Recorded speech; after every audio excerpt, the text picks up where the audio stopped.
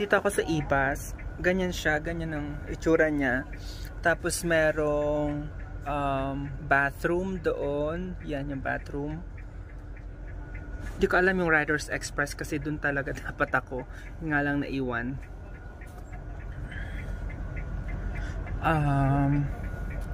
By the way, kaya pala ako pupunta sa Calgary dahil excuse me. Susubukan kong makakuha ng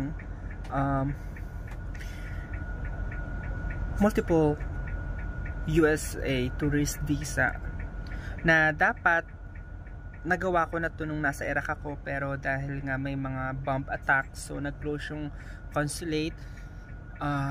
Yeah, isa tong sugal actually. Isa tong sugal kasi hindi ko alam kung mabibigyan ako dahil tourist ako dito sa Canada, pero I believe naman na I have all my requirements with me, my documents. So yeah, itinataas ko na lang lahat sa Panginoon.